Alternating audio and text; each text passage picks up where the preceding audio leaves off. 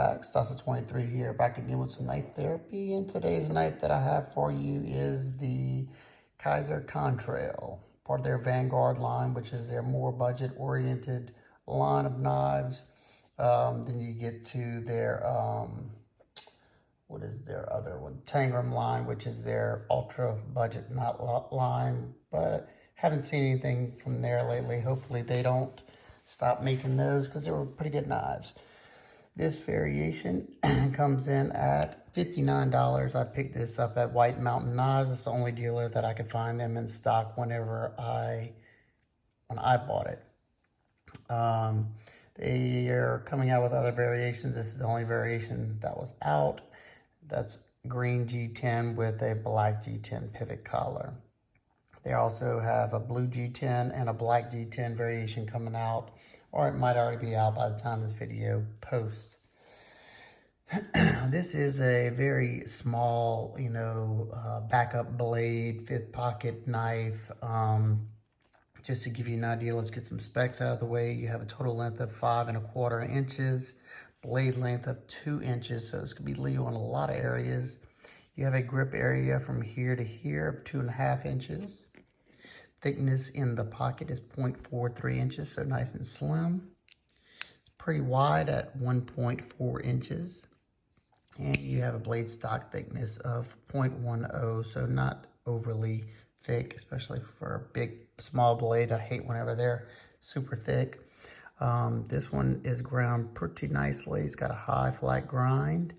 Pretty sure, yeah, high flat. Let me make sure of that before I say it. It feels like a flat. And yeah, flat grind. It's ground down to 14 thousandths behind the edge with the 18 degrees per side bevel. Nice and consistent bevels. Kizer's pretty good at that. Let's get a nice close look at this. You have this fat, chunky, sheep's foot blade. Nice little top swedge up here. Satin finish. Kizer logo here. Blade steel designation is 154 cm. That's a blade steel I enjoy. I prefer CPM 154, but 154 cm is a good budget stainless. On this side, you have the name of the knife, the Contrail, and this is designed by custom knife designer and maker Justin Lundquist. I've met Justin at Blade Show, I think the last 2 years, and super nice guy. Honored to call him a friend, and I've liked a lot of his designs. He had the Feist, was it the Wanderer? I think he designed as well. I tend to like his designs or his design language. You have dual thumb studs. I love thumb openers. You have some jimping up top, but it's pretty well rounded, so it's pretty much aesthetic only. I'm perfectly fine with that. You have a nice little sharpening choil cut in to where it goes past the plunge, so very nicely done. And you can easily control that tip. Finger up there. That's what I love these knives for. Let's check it out in the pocket, because this is a great fifth pocket carry. Now, I changed the pocket clip on mine because that's one thing I did not like. It came with this pocket clip, and I found this in my knife graveyard and put it on here. I'm pretty sure it's a Best Tech clip, but I'm not certain on that. But this was the original clip. The original clip gave me a hot spot because of how high this came up. It may not be the same for you, but that's how it is for me.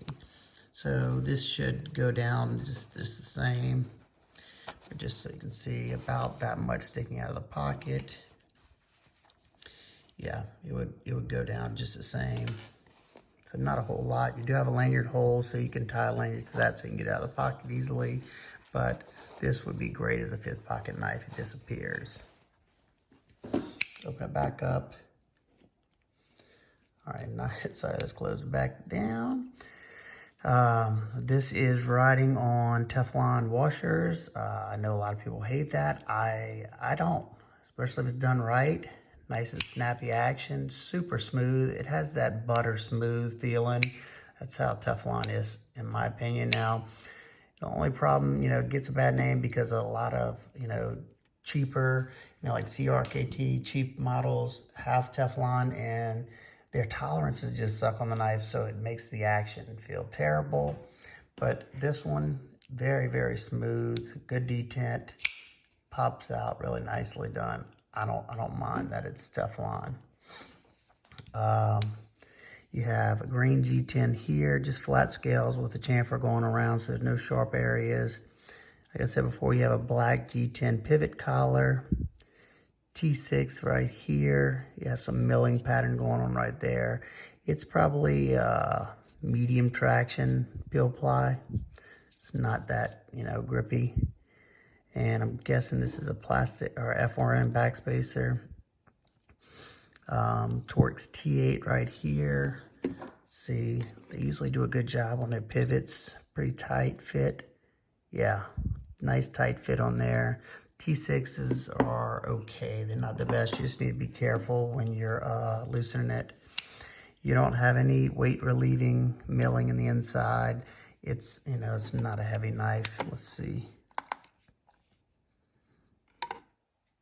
3.06 ounces, so yeah, for the size, it's a heavy knife for its size, but 3.06 ounces is not a bad weight in my opinion. I could carry this back up and not worry about it. Like I said, you do have a lanyard hole right there. I could take it or leave it. I don't use lanyards. You have good access to a lock bar because the lock sits proud of the show side scale. Here's your lock up. It's probably at around 40%. No up and down, no left to right at all. This thing is bank vault solid. Usually whenever you have Teflon, you have some flex side to side, and not on this one. Came razor sharp. I like the thumb studs. They're not sharp. I can't stand whenever you have pointy or sharp studs. They tend to bother me pretty bad. Let's see. So overall, I like the knife a lot. I'm happy to see him doing some smaller knives. Let's get some size comparisons, and I'll give you whatever nitpicks I found. All right, this is the CRKT Squid, which is a good bit bigger. You have the Fox Panchinko Bean, which is pretty much almost the same exact length, but this one could fit inside of that one. Let's see. Another Kizer is the Lieb. The Lieb is a good bit longer, and it's a small knife as well. And the Spyderco Dragonfly Warney. You can see that even the Dragonfly is a little bit longer. So my medium-sized hands, I can get 3 fingers on there, but being that this is a wider scale, it gives me more to hold on to. So I get more control rather than like this one, 3-finger, but it's a lot skinnier of scale, so it's harder to hold on to. It wants to kind of twist. So, I tend to use these in this manner. They're pretty similar as far as your belly goes and the blade shapes, except this is a lot wider. Like I said, though, I'm glad to see they made a thumb stud knife. I like thumb studs a lot. Can you spotty flick it? Yes, you can spotty flick it. Let's see, what nitpicks, the only real nitpick I found is that pocket clip. I hated it. It sat up a little too high, and it's funny, I guess, because I had to hold this one a little tighter. Let's see if they're any different, because this one doesn't bother me, but let's see. Yeah, they're the same, but for some reason where this one sits, this tip right here was aggravating my hands, and I just don't like the look of the clip. And being that this one fit just fine, made a little adjustment to make it fit, but it works because it does have a little spot, as you can see, chamfered out for, to keep it sturdy from left to right. But I think that looks way better. I would have loved to see him use that clip or use some, you know, didn't have to be titanium. They make stainless ones like this. Put a deep carry. I don't know. Y'all let me know your thoughts on that. So overall, I like the knife. Justin's a really, really nice guy.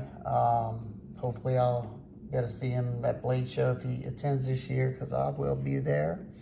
So if you have any questions, comments, concerns about this Kizer Contrail, leave them down below.